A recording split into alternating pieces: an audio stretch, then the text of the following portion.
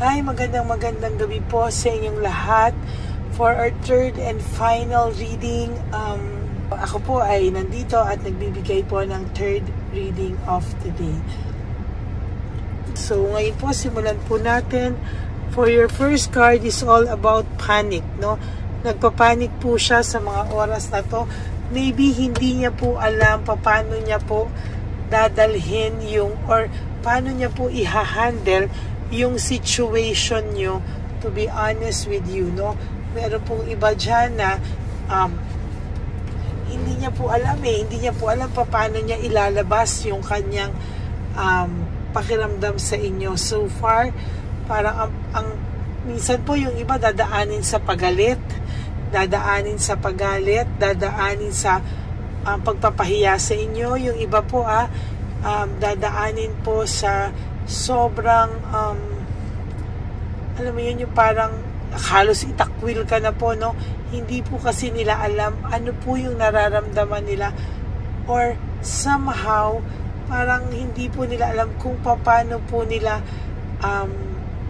ikaw haharapin, no?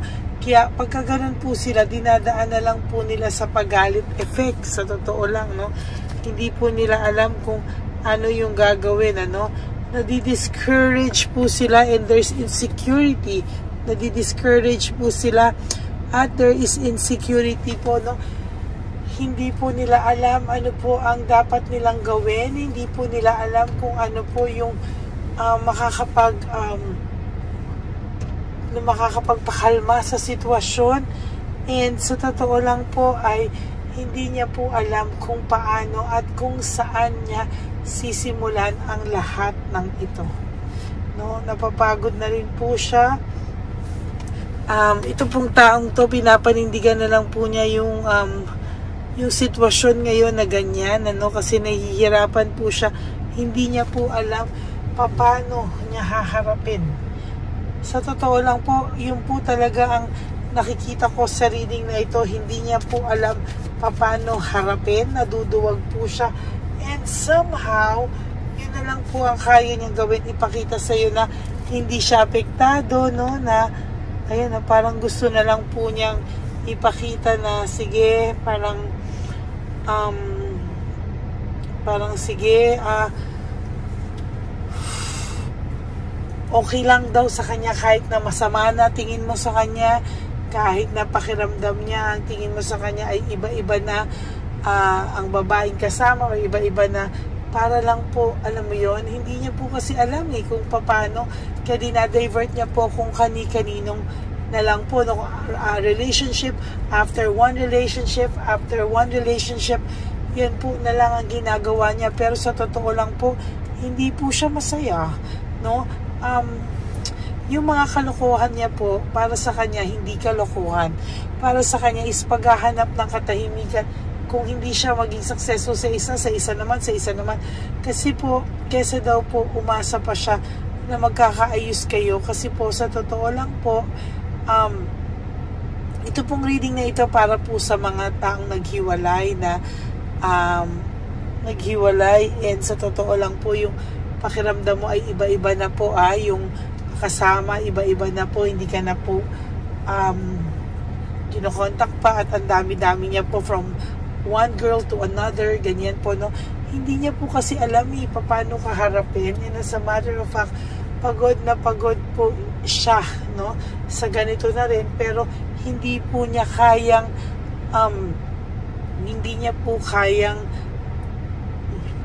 harapin, no? Pinapanindigan na lang po niya yung sama ng loob niya, yung sama ng image niya. Sige na lang daw, kasi daw po parang mas madaling panindigan na lang yung ganito kesa po ipaglaban ang dapat ipaglaban, na natatakot din po siya sa rejection, no? As a matter of fact, tatakot po ito sa rejection. There's emotional immaturity. Hindi niya po alam kung ano po ang tamang way i-handle ang sitwasyon na ito, no? As a matter of fact, hindi niya na po alam kung ano yung tama sa mali sa ngayon. Basta ang alam niya po, kailangan niya pong mag-survive, kailangan niya pong iwanan yung mga bagay na makakasakit, sa inyong dalawa, no? O alam niya po na nasasaktan ka niya lalo sa mga ibang actions niya, pero sabi niya mas magandang panindigan na lang yung ganito sa ngayon kesa po sa umasa kayong pareho sa sitwasyon na magiging okay kayo when in fact magulo pa, no? Meron po ako nakikita dito na may self-pity din po siya, oh. There is this self-pity, grief, nagluluksa din po siya most of the time. Kaya nga po yun po yung diversion niya yung from one relationship to another relationship to another relationship. Wala po, no, libangan lang po niya yan kasi ayaw niya po talagang maisip na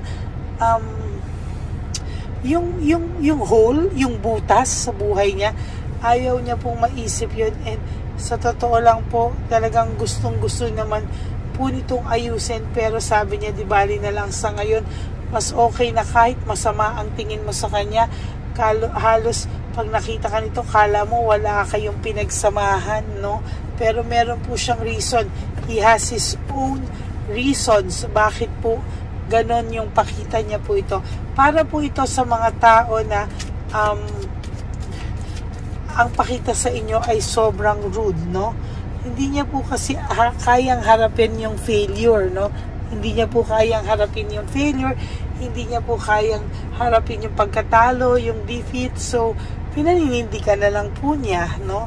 Yun po yung masama. Hindi niya po maamin sa sarili niya na there is this sadness, depression, and negativity, no? Sa totoo lang po, nahihirapan po siyang harapin yung katotohanan, yung realidad. Kaya po nagstay po siya sa fake situation, nag-stay po siya sa fake na happiness.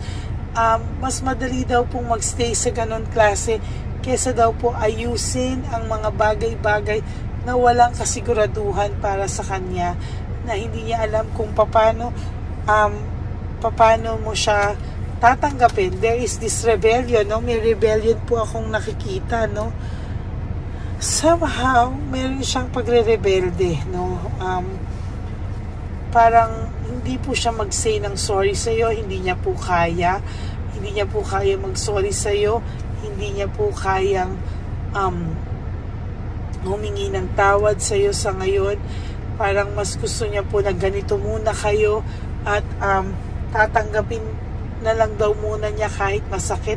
Masakit din po sa kanya na nasasaktan kanya na gano'n ang tingin mo sa kanya, pero wala po siyang choice sa ngayon. Medyo may pagkaduwag po itong taong to. There is this deception, insecurity, tactics, and strategy. Strategy niya po yung paglilinlang sa'yo, no? As a matter of fact, sa totoo lang po, yung strategy na yan po ay hindi niya po ginusto din, pero wala po siyang choice but panindigan ang mga bagay-bagay na to. Pinapanindigan niya po yung mali, pinapanindigan niya po yung image na masama para saan, dahil hindi niya po kayang harapin ang katotohanan at naduduwag po siya sa katotohanan. Well, in fact, no, kung makita mo po siyang may kasamang iba, pinagmamalaki niya po yan, ganyan, pero sa totoo lang po hindi.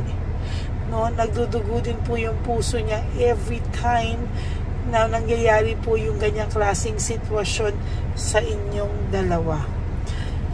There is this resentment, forgiveness, and desire to reconcile. Kung sa gusto po nitong bumalik sa iyo, no? Hindi lang po niya ikaw kayang harapin talaga sa ngayon, no? Sa totoo lang po, mabigat po ang loob niya sa mga bagay-bagay ngayon, and hindi niya din po alam kung ano ang dapat niyang gawin dahil burned out and overstressed po siya. Ayan, na burned out and overstressed po siya. Hindi niya po alam kung ano ang gagawin because always po wala po siyang motivation, lack of passion, and very uninspired po siya sa mga panahon ngayon at oras ngayon. Pasensya na po kayo sa boses ko. There is boredom and lack of passion, ano?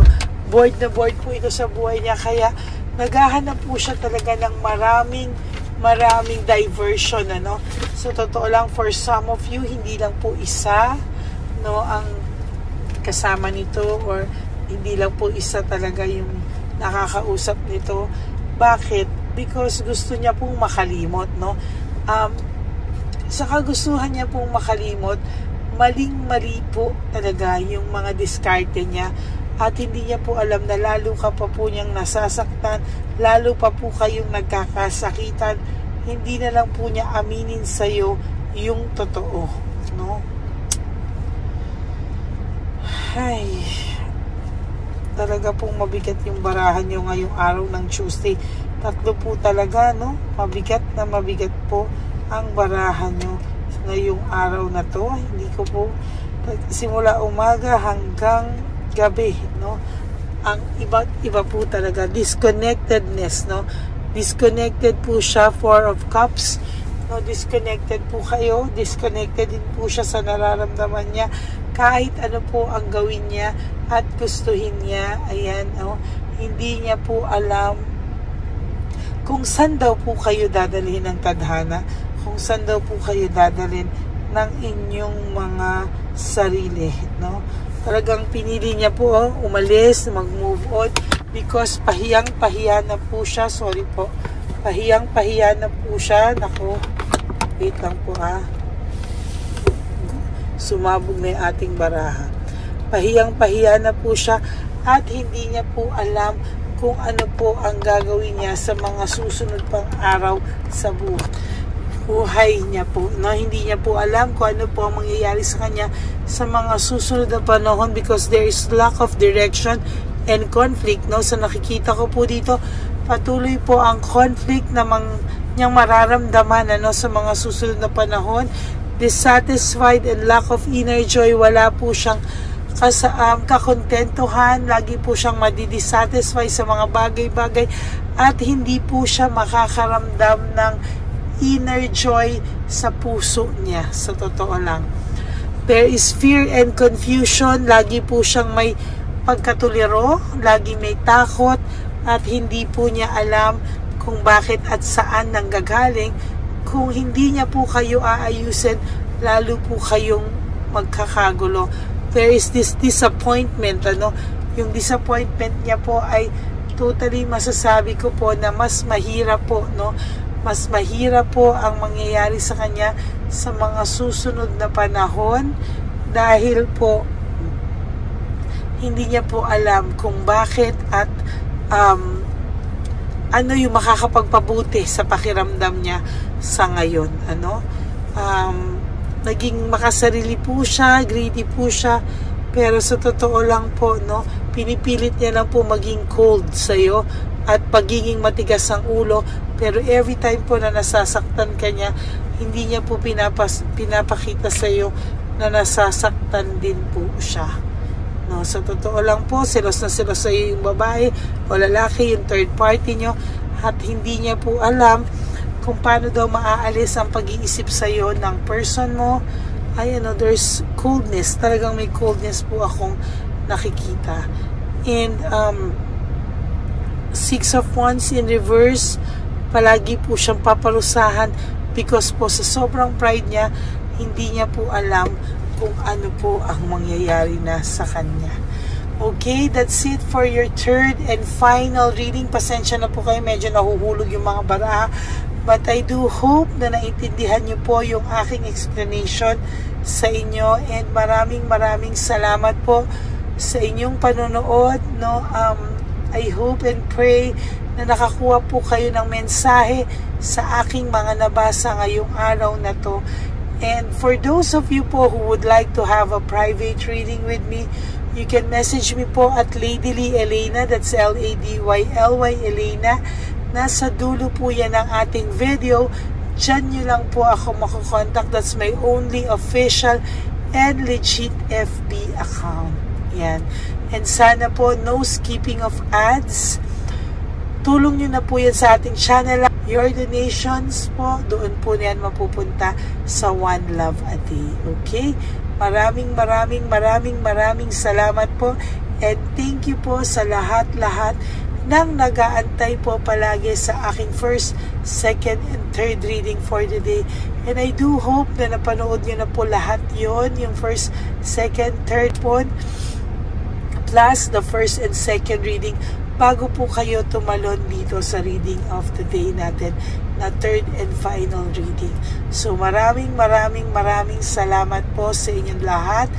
God bless you all, and I hope na maging mas maayos pa po kayo at mas maging masaya po ang mga susunod na araw. Iwasan niyo po ang maging malungkot.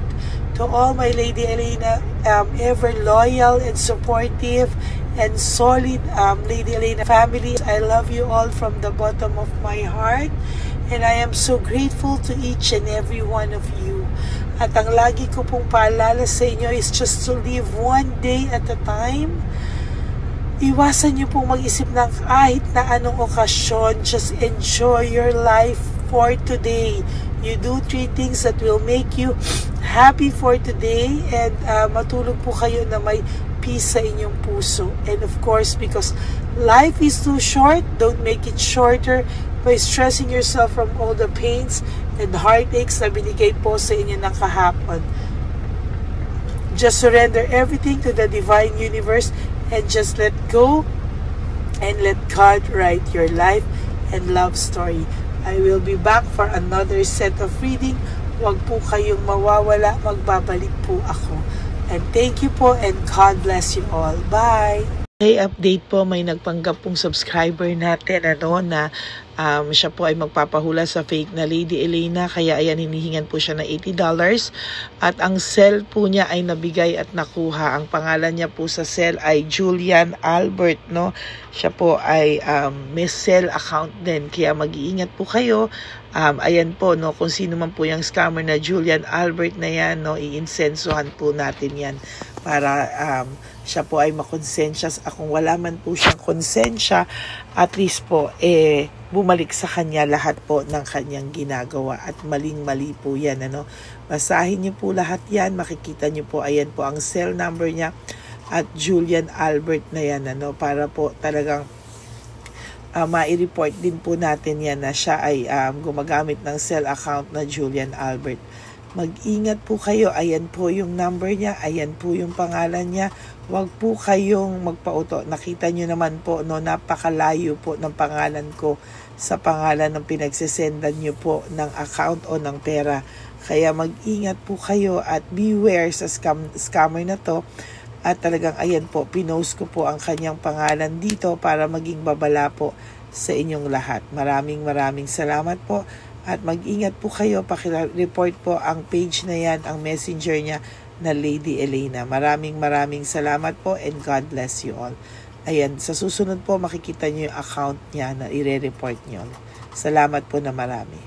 Magandang gabi po ulit sa inyong lahat. Ako po ay muling nagpapaalala sa inyo na mayroon pong lumalabas sa FB at Messenger account na fake account po, no, nang hihingi po ng $25 through PayPal, at hindi po yan totoo. Huwag po kayong maniwala dyan. At pag sinabi mo po na gusto ko pong marinig ang boses nyo or makita kayo, ang sasabihin po ay magbibigay kami ng link, buksan mo yan, at pagkatapos ay makikita mo ako. Huwag po kayong maniniwala dahil yan po ay hindi totoo. Yan po ay isang malaking scam na pag binuksan nyo po ay mahahack po lahat sa inyo. Mahahack po ang inyong mga personal details. Lahat ay mahahack. Ako po ay nalulungkot na ito po ay nangyari, ngunit sa talagang may mga tao pong masasama at may mga tao po talagang hindi makatiis na hindi gumawa ng masama sa ibang tao. Pero maging aware po sana kayo. Tulungan niyo po ako. I-report po natin yung fake na yan at sa FB para siya po ay mawala na at wala na po siyang mabiktima pa, no? Nandyan po lahat ng details at maraming salamat po sa inyong lahat. Maraming salamat po sa inyong lahat at mag-iingat po kayo.